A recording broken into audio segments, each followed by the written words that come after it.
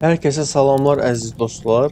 Bundan 20-25 il bundan əvvəl çoxumuzun evlərində heç bir texnoloji və buna bənzər alət yox idi. Telefonlar, yəni smartfonlar, iPhone, Android, sensorlu telefonlar, kompüterlər, internet, mikrodalğalı sobalar, rəqəmsal soyuducular, sensorlu qapılar və s. buna bənzər şeylər yox idi. Evdəki bir çox texnoloji aləti öz telefonunuza bağlayıb qoşub idarə edə biləcəyiniz texnoloji bir sistem yox idi. Daha da qədimə getsək, hardasa 50 il bundan əvvələ çoxumuzun evində çatılar, sınıqlar var idi. Çox ev kərpicdən, taxtadan idi. Tualetlərin çoxu evdə deyildi, həyətdə idi.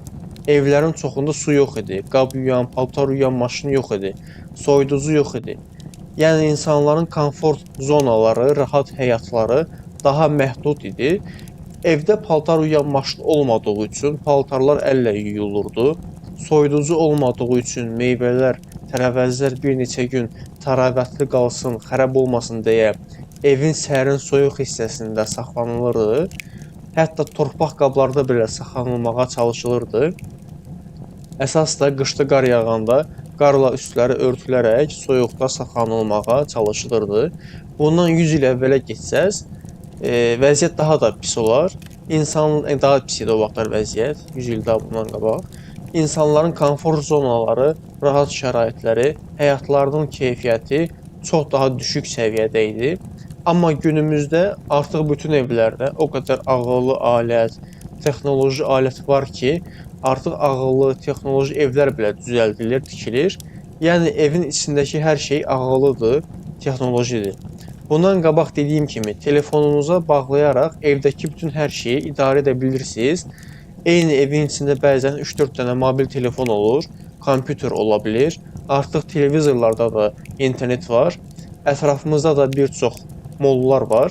Məsələn, bundan 100 il sonra insanların həyatında indi olmayan daha çox komfort zonaları olacaq.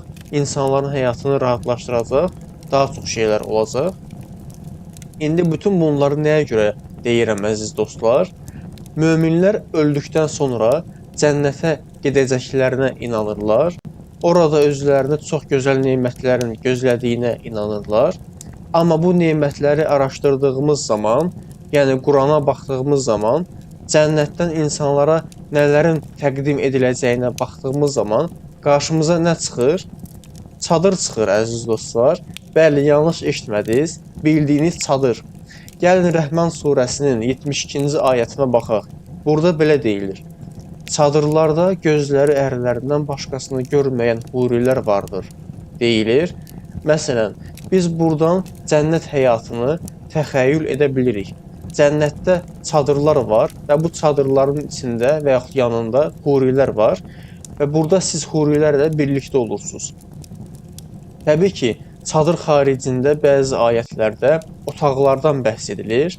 Onları köşk olaraq tərcümə edirlər, amma onların əsl mənası otaqdır. Bu otaq da 7-ci əsr dövründə çöldəki ərəblərin istifadə etdikləri balaca, dəyərsiz, tez bazar düzəldilmiş, müvəqqəti otaqlardan ibarətdir. Ona görə burada biz 7-ci əsrin insanının ağıl dünyasındakı, zehnindəki komfortun, rahat şəraitin qarşılığını görürük. Çadır var, otaqlar var, bir də çöldə olmayan çay var, ağac var, kölgəlik var və s. var. Yəni biz bu ayətdən belə bu kitabın insan əsəri olduğunu çox açıq-aydın bir şəkildə görürük, anlayırıq. İnsanlara təqdim edilən şeylərə baxdığımız zaman o dövrün ağlının, ağıl dünyasının, zehniyyətinin əksi olduğunu görürük, anlayırıq. Təbii ki, burada bəziləri belə bir etiraz edə bilərlər. Sadəcə ayətlərə niyə baxırsan, orada insanların hər istədiyi olacaq deyə bilərlər. Amma bunların hamısı hekayədir, əziz dostlar, fantaziyadır. Daha sonradan yaradılmış fantaziyalardır. Məsələn, cənnətdə tualet ehtiyacının olmayacağından bəhs edilir bu fantaziya hekayələrində. Tər yolu ilə insanların bu ehtiyaclarını qarşılayacaqlar deyilir. Amma bu hekayəni uyduran insanlar tər vəzlərinin nə işə yaradığı ilə, həzm sistemi ilə sidik sisteminin nə işə yaradığını və bunların arasındakı fərqi bilməyən ağıl zihin dünyasına sahib insanlar və bunlar buna görə bu fantaziyaları yaratmaqda problem görməyiblər. Bunların gerçəkliklə heç bir əlaqəsi yoxdur. Cənnətin insanlara təqdim etdiyi həyat tərzi, komfort tərzi çadırdan ibarətdir. Bir də otaqlardan ibarətdir. Bir də çaydan, ağacdan, kölgəlikdən və s. buna bənzər şeylərdən ibarətdir. İndi belə də düşünək. Günümüzdə təbii ki, çadır var, hələ də istifadə olunur. Amma harda istifadə olunur? Məsələn, kempinq eləməyə getdiyinizdə, dağın başında olanda orada bir neçə günlüyünə istifadə edirsiniz və ya zəlzələ olduğunda, eviniz dağılanda o zaman istifadə etmək məcburiyyətində olursunuz. O da çox böyük bir biabırçılıqdır. Bunu o çadırlarda qalanlar bilər. O çadırlarda qalanlara gedib soruşun. 1 ay, 2 ay, 5 ay çadırlarda qalanlardan soruşun bunun necə bir vəziyyət olduğunu. Əgər Türkiyədə zəlzələyə görə çadırlarda qalan tanışınız varsa, ondan soruşa bilərsiniz. Yəni, bu insanların həyatını, həyat keyfiyyətini çox aşağı səviyyəyə salan bir ünsürdür və bunu siz insanlara mükafat olaraq təqdim edə bilmərsiniz. Əsas da bu çağda, bu müasir çağda, texnologiya çağında yaşamış və bu texnologiyanın nemətlərini görmüş insanlara siz heç bir şəkildə çadır təqdim edə bilmərsiniz. Çadır ilə onu razı sala bilmərsiniz. Ancaq 7-ci əsr bədəvisini razı sala bilərsiniz. Bir də belə bir şey də var. Bundan 100 il sonra bəlkə çadır deyə bir şey heç olmayacaq. Elə bir texnologiya olacaq ki, siz dağın başına getdiyinizdə bir düyməyə bastığınızda anında belə bir dəmirdən ev, otaq əmələ gələcək məsələn. Çadır insanların zehnindən, istifadələrindən tamamilə çıxmış olacaq. Bəs o insanlara çadır təqdim etdiyinizdə nə olacaq? Yaxşı, bizim dövrümüzdə yaşayan insanlar yenə də kempinq və s. edərkən çadırdan istifadə edir. Bəs 100 il sonraki insanları niyə düşünmürsünüz? 500 il sonraki insanları niyə düşünmürsünüz?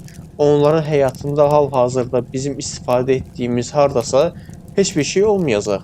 Sən onları necə çadırla razı salacaqsan? Belə bir şey ola bilər? Ola bilir. Çünki Quran insan əsəridir. İnsan əsəri olduğu üçün yaradıldığı, yazıldığı əsərdəki insanların ağıl, zihin dünyasını əks etdirir. Yəni, insanlığın davamlı olaraq inkişaf halında olduğunu, davamlı təkamül halında olduğunu, düzəltdiyi alətlərin davamlı olaraq inkişaf etdirdiyini düşünə bilməyən, təxəyyül edə bilməyən bir zehniyyətlə qarşı-qarşıyayıq. Belə bir etiraz da edilə bilinər. O dövrdə yaşayan insanlara sizə kompüter, mobil telefonlar, ağıllı evlər vəd edirik deyilməli idi. Allah gələcəkdən məlumat xəbər verməz. Çünki o dövrdəki insanların zehni bunu anlamazdı, deyə bilərlər. Burada belə bir yanlış var. Allah insanlara gələcəkdəki şeylərdən xəbər vermirsə, cənnətdən də xəbər verməməsi lazımdır. Əgər sən insanlara gələcəkdəki, axirətdəki cənnətdən xəbər verirsənsə, məlumat verirsənsə, o zaman bunlardan da bəhs etmək məcburiyyətindəsən. Bu kitab qiyamətə qədər keçərli olduğuna inanılan bir kitabdır. Ona görə də bu kitabda insanlığın çatacağı o texnoloji səviyyələri düşünülərək, nəzərə alınaraq, onsuz da bunları Allah bilməlidir, o tərz şeylər təqdim edilməsi lazımdır insanlara, elə mükafatlar lazımdır və yaxud bu mövzulara heç girməmək lazımdır. Bunu desəm başa düşərəm. Cənnətdə sizə elə nemətlər verəcəyik ki, ağlınızda, xəyalınızda təsəvvür edə bilməyəcəksiniz. Bunları deyərsən, keçərsən. O zaman bunun içinə hər şeyi daxil edərsən. Amma orada çadır var, orada otaq var, orada ağac var, orada kölgə var və s. buna bənzər şeylər var. Nə kölgəsi? Akşi. Adam evində kondisionerin altında oturub, uzanıb sərinləyər qəşəngsə. Onun kölgəyə ehtiyacı yoxdur ki, texnologiya o səviyyələrə çatıb. Yəni dostlar, bugün bu mövzuya toxunmaq istədim. Bu ayət Quranın insan əsəri olduğunu açıq, aydın bir şəkildə ortaya qoyur. Günümüzün, çağımızın insanını çadırla razı sala bilmərsiniz, əziz dostlar. Bu çox açıq və dəqiqdir. Bugün bu mövzuya toxundum. Siz də həmçinin oxuyun, araşdırın. Əgər videomu bəyəndinizsə, videomu paylaşmağa, kanala abunə olmağa və videomu like etməyi unutmayın. Gələn görüşlərdə görüşənədək sağ olun, salamat qalın.